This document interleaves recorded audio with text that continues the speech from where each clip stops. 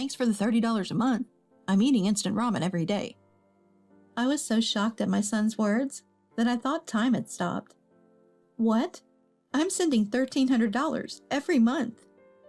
This casual conversation began out of concern for my son Sam, who had taken on an unhealthy appearance during the time we hadn't seen each other. But amidst this, something shocking came to light. Even when I checked my bank account in real time, it definitely only adds up to $30 being deposited each month. Sam, has anyone been coming and going at the house recently? People coming and going at the house? As my suspicions deepened, the shadow of a likely culprit began to emerge. The culprit would soon find themselves in an unexpected ending. My name is Lily Robinson. I'm 51 years old. I run my own business. I have one son, his name is Sam, and he's 18 years old, just starting his first year of college. He's a very kind, mom-loving, good kid.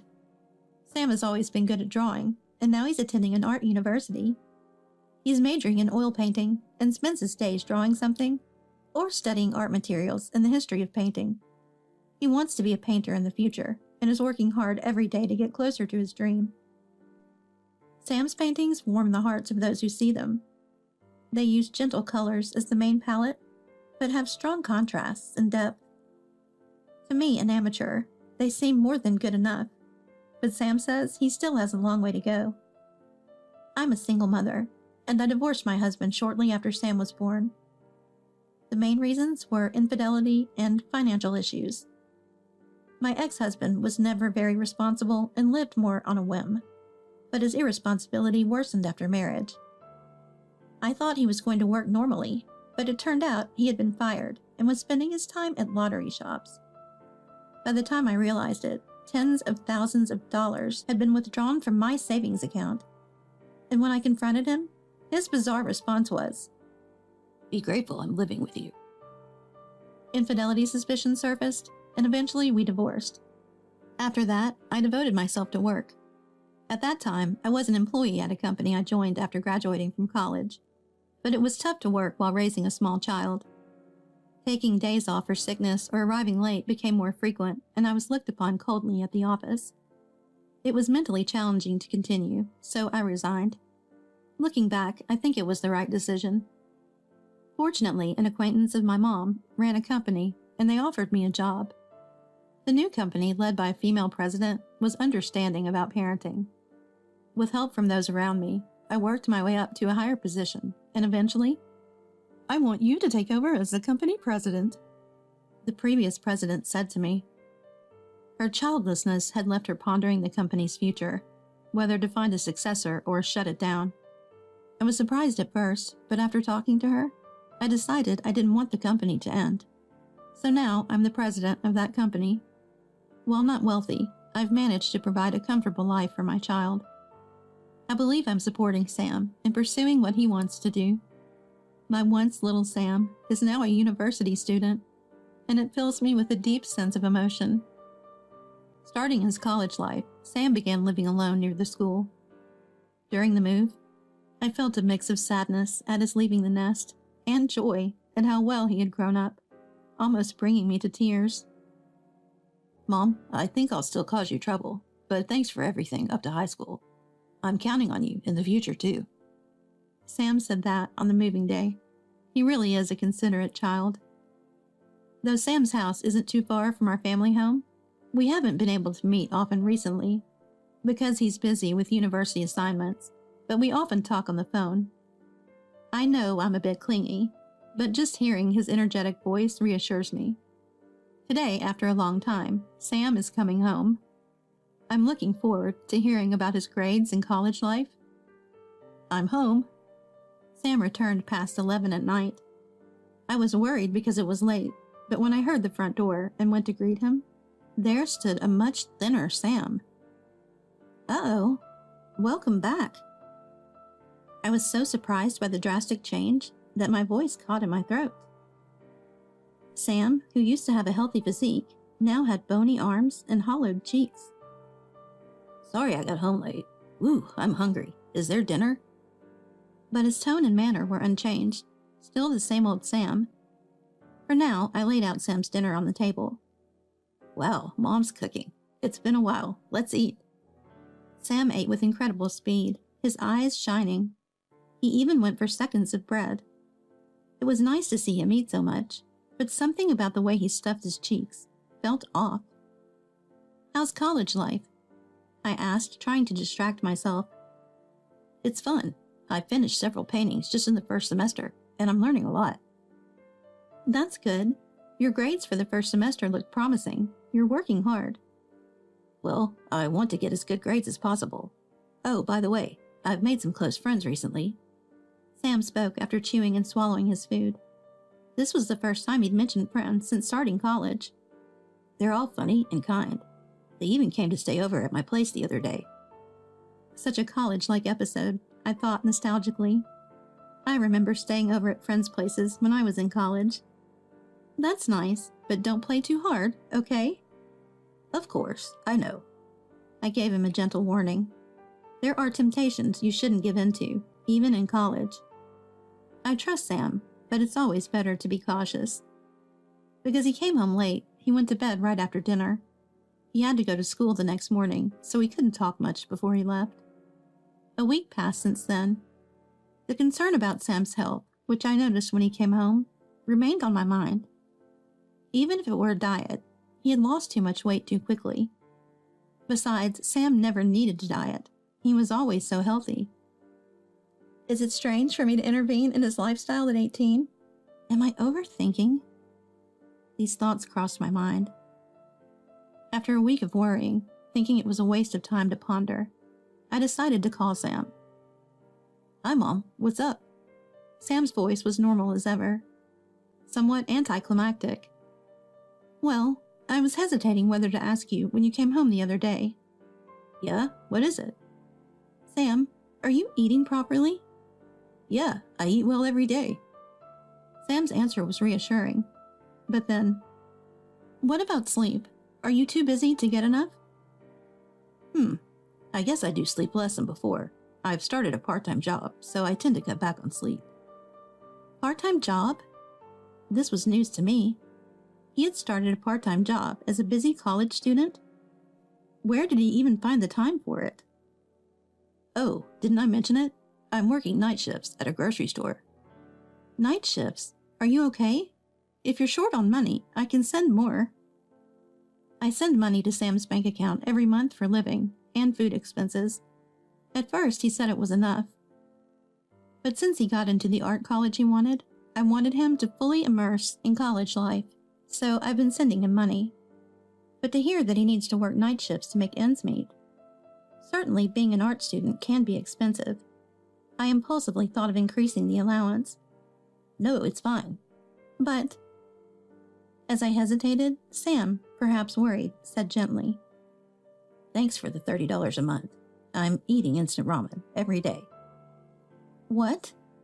I was so shocked, I thought time had stopped. $30? Huh, Mom? What's wrong? How much did you just say now? I pressed my phone closer to my ear. But Sam casually replied, Isn't it $30? What's wrong, Mom? What? I'm sending $1,300 every month.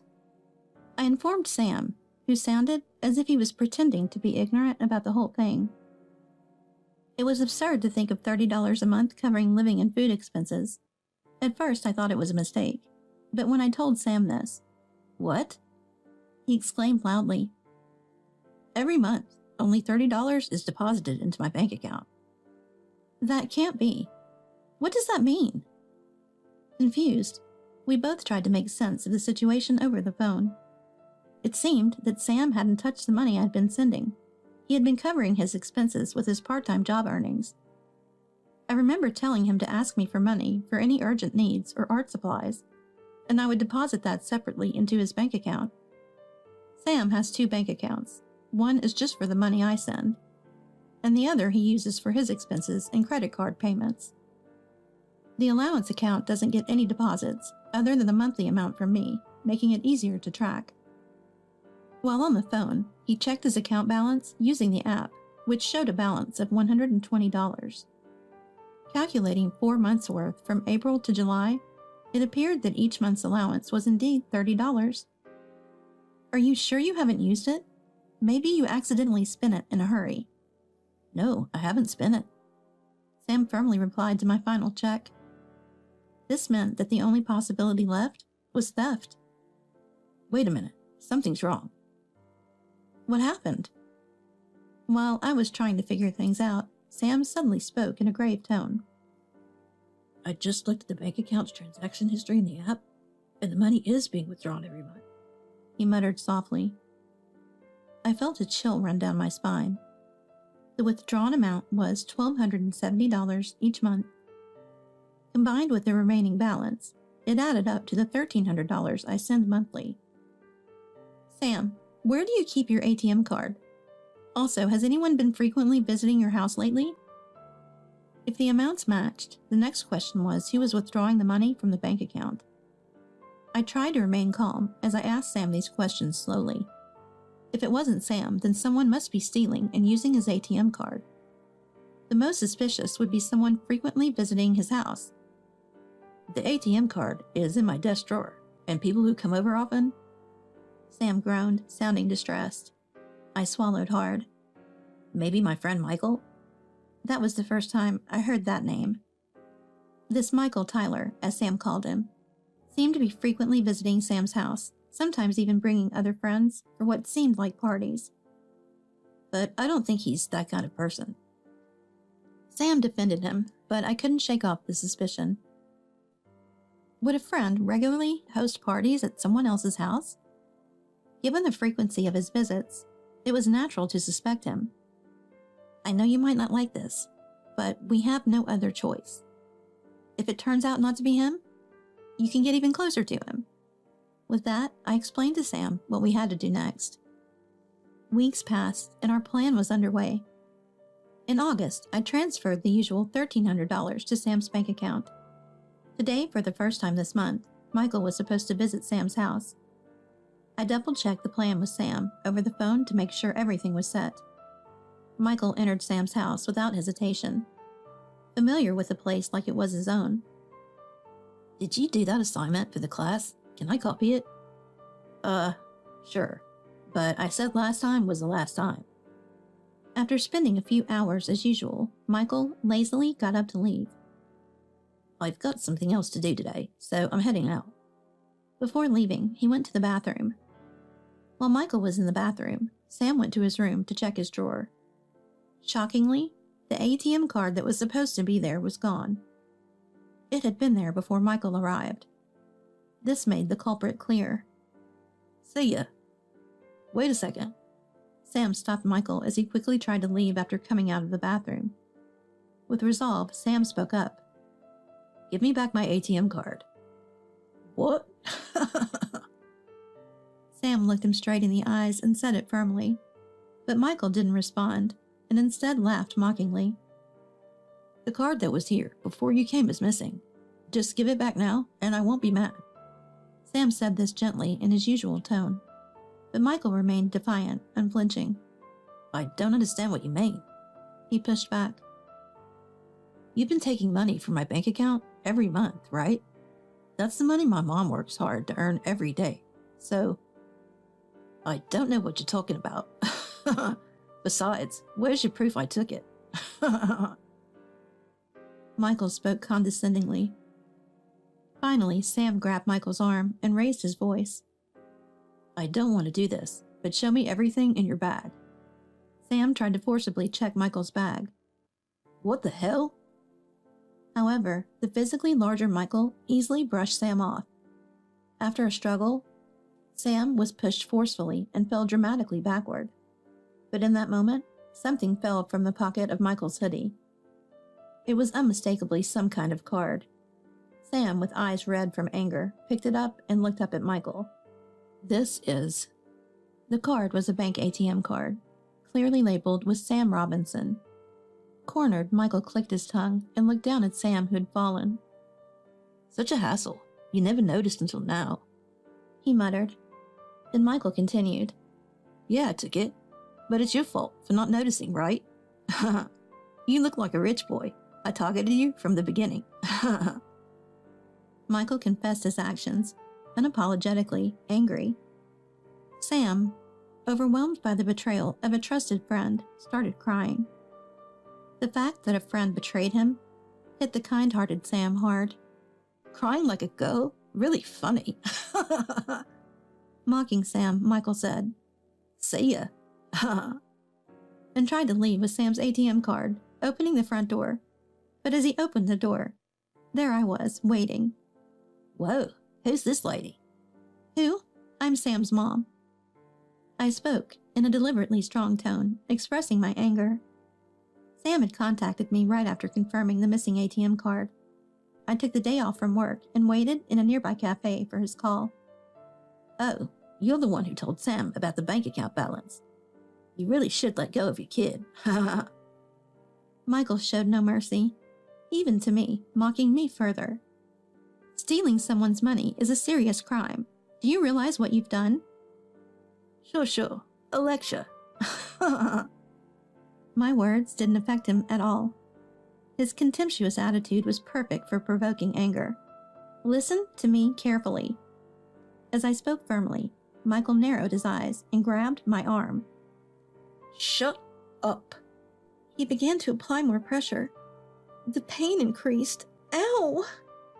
I exclaimed. Stop it. Seeing this, Sam clung to Michael from behind. Michael released my arm, but easily overpowered Sam, due to the size difference, causing Sam to fall to the floor again. But even on the ground, Sam raised his voice strongly. Apologize to Mom. Tears streamed down Sam's cheeks, too many to count. Sam, who had never fought before, was now confronting the situation head-on. I was more caught up in this fact than the pain in my arm I had felt just moments ago. Really? What a pain this mother and son are. Don't you get it unless you're hurt?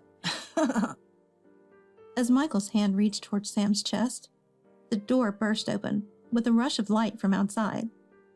Stop right there, stop. Two men in police uniforms stood there. Their voices were deep and echoed well in the room. Even Michael stopped, looking taken aback. So you're the main culprit behind the stolen ATM card. We need you to come to the station with us. The police officer grasped the situation instantly and spoke calmly.